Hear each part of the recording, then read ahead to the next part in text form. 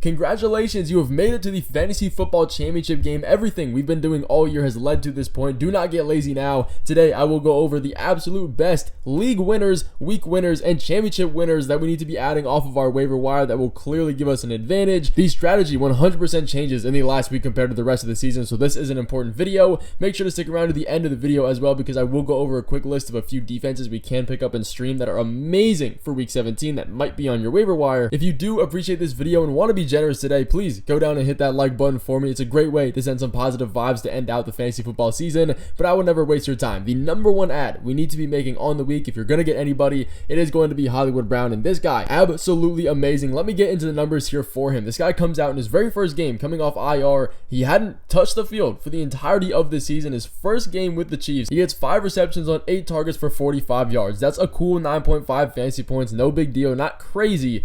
We have to keep in mind, though, that was on a 27% snap share. Like, what are we talking about here? Hollywood Brown had 8 targets on 20 total routes. That's almost a 50% target share. Like, that's unheard of. Now, we do have to be realistic. That's not going to continue at that high of a clip. It's just pretty much impossible. It's never happened. But that does give us some confidence and say, maybe we can put him in our flex spot this week coming up and not have to worry too much about it. And when you get into week 17, again, the strategy completely changes. You're not going to be picking up developmental stash guys or borderline flex players with a really bad matchup. It's all or nothing in this 1 week. This is a situation where Hollywood Brown, if he sees over 50% of the snaps, which is very likely, and he is actually healthy in an important game for both sides of the Steelers and the Chiefs, he could be a valid option, especially because of the fact that we have Xavier Worthy dealing with an ankle injury. He came out last week, ended up returning, but he is already ruled questionable for this week's matchup against the Steelers, who, by the way, play on Christmas Day on Wednesday. It's an insanely short week. There's a very high chance that Xavier Worthy is not ready to go. So if that happens against a Steelers defense that's pretty banged up in the secondary at this point of the year and is allowing top 10 points to opposing wide receivers because of that, it should be a spot where Hollywood Brown can be started at the flex. But a similar guy here, we do need to be adding Rashad Bateman as soon as possible. Make that waiver claim. I haven't been too high on him on the season, but now we have Zay Flowers earning a questionable tag coming into this week's matchup against the Houston Texans, who are top 5 in wide receiver points allowed this year. They are very, very positive.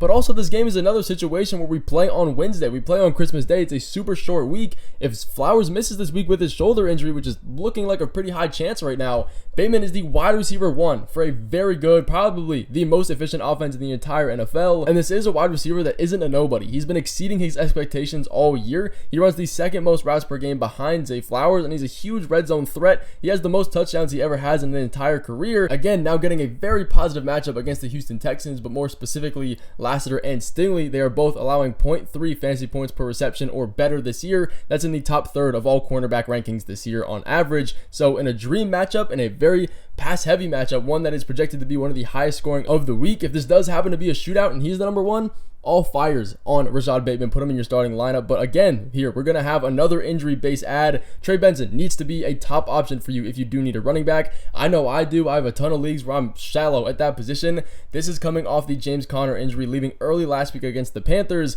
A lot of people may look at this and say, why are we going to be adding Trey Benson? We see Michael Carter last week. He played the most snaps in James Conner's absence. He put up 9.8 fantasy points. He had usage in the receiving game. Pretty much everything we want to see as a fill-in running back. But even DJ Dallas got a red zone opportunity that turned into a touchdown. Why is he the answer? Well, that is going to be efficiency and capital from Trey Benson. He's relatively a high draft pick at the running back position, a rookie this year, and he has been leading in RB2 touches behind James Conner for the entirety of the season, but he happened to miss last week with an ankle injury. He is expected to come back in week 17 with no setbacks. James Conner, on the other hand, looks like he's at a very real risk of missing this week against the Rams, which is more on the negative side of matchups as far as that goes. But Benson is still top 10 in yards per carry on the year. Yes, in a very small sample size, but he's efficient. He runs well, and the Rams game is projected to be one of the highest scoring of the week. If Conner does happen to miss, Trey Benson can be that one-to-one replacement that we are looking for. We saw the same thing happen with Amari DeMarcado last year. He's on IR now, and yes, Michael Carter might get a little bit of usage in the receiving game. He'll run some routes, but Trey Benson is still going to be that number 1 guy.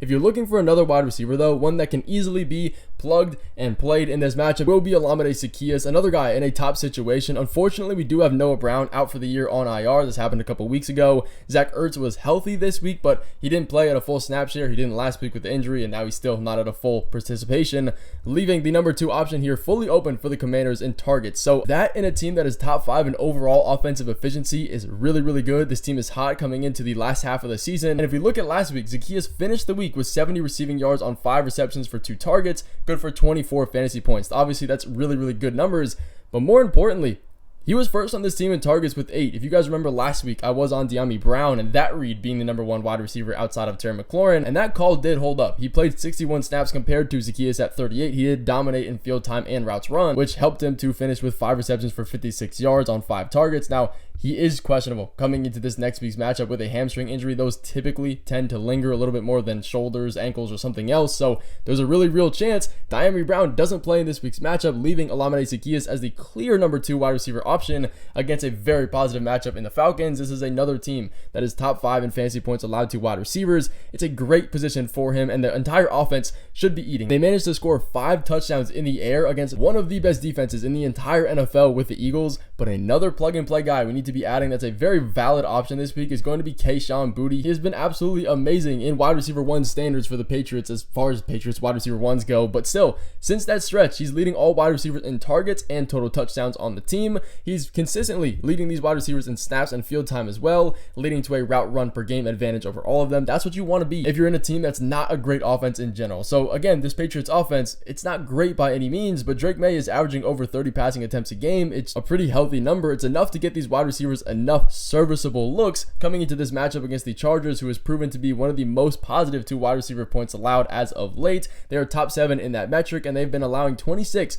points per game to opposing offenses over the last 2 months. He is clear in a way this number 1 wide receiver option for this team. May, he throws a lot of deep balls, and Kayshon Boutte is the number 1 guy to get those deep balls. He runs the most on the team, so there's upside. It's a mix of that. It's a mix of safety. Again, it is a Patriots offense, but if you need a tight end, a guy that you can 100% be adding to plug and play, he's been playing absolutely amazing and dominant as of late, is going to be Chig Okonkwo. Ever since Mason Rudolph has stepped in as his number 1 quarterback, he's been a guy that you cannot ignore. If you isolate every single game that Mason Rudolph has played, Chig is averaging 6.8 targets per game compared to 2.9 if you take all of the games with Will Levis. That is a complete night and day difference. Not to mention, he's been hot over the last 2 weeks, averaging 10.5 targets and 8.5 receptions with 70 yards in that stretch. Like, this is top tight end numbers, and again, if you isolate those numbers in the last 2 weeks, he's the tight end 3 out of every single guy. Mason Rudolph is helping this offense move. They're at a decent passer rate with 35 attempts per game. Now coming into a very positive matchup here against the Jaguars, who are top 10 in every single fantasy point metric to wide receivers,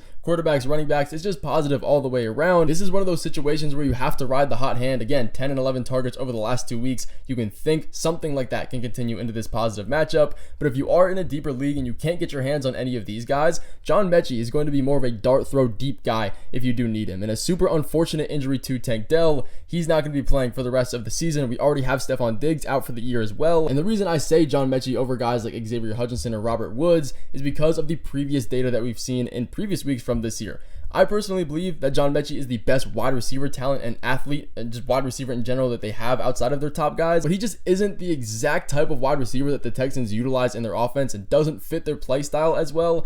But he was injured last week. The good news is that he beat out all of these wide receivers in previous weeks for the second man up job before getting injured in week 15 and week 13, 14, 15. Like, he was leading this team in snaps per game outside of these top guys. If you look at the splits here, like, he was clearly beating these guys out, and the other guys like Xavier Hutchinson and Robert Woods were dropping down in their snap percentage. So that's a really good sign. He is expected to return this week from his shoulder injury in what should be a very positive shootout matchup against the Baltimore Ravens, another team who is top 5 in fantasy points allowed to the wide receiver position specifically. They're tough against the run, but the Texans do have a really good running back in Joe Mixon. It should be a position where they can air the ball out. If he does play a full snap share, he will be a number 2 option that we can put in this starting lineup if you need a valid flex guy. If he does happen to miss this week as well, Robert Woods is going to be my number 2 fill-in guy for him. But in all transparency, if that does happen, Dalton Schultz is going to be the guy that gets the main benefits from all of these guys being out. We saw it a little bit last week, so just keep that in the back of your mind. But my favorite part of these videos, here's the quick list of defenses that we can be stashing and just, I guess, using for week 17. The Eagles is going to be the number 1 option here. I hope you had a chance to get them on your roster, but if you haven't,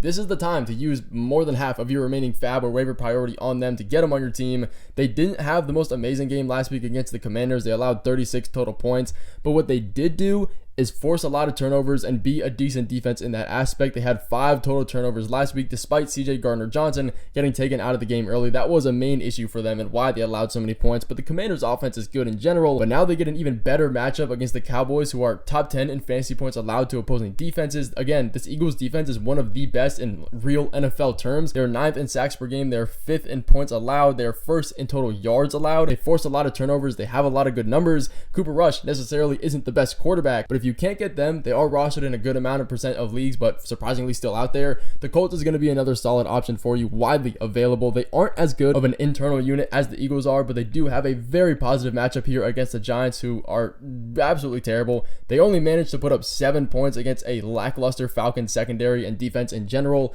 They got absolutely blown out. Like, this is widely known as one of the better matchups for offenses, and they didn't do anything. They are top 5 in almost every single passing metric allowed to opposing offenses. That should show you how bad the Giants are. They weren't able to do anything. But since the Colts bye week in week 14, their defense hasn't necessarily been generating sacks, but what they have been doing is forcing turnovers. They are top 10 in that aspect. 3 interceptions forced on Bo Nix, and then 3 interceptions forced on Mason Rudolph last week. If you think Drew Lock is any exception to that, you'd be sadly mistaken. This guy has 4 interceptions in his 3 starts with the Giants. It's a great spot. It's a safe defense. That is going to finish out this video, though. Thank you guys so much for sticking with me in this one. I will see you in the next one, the waiver wire traps. To be fair, there are a lot of them this week. Don't be lazy. All glory to the man above.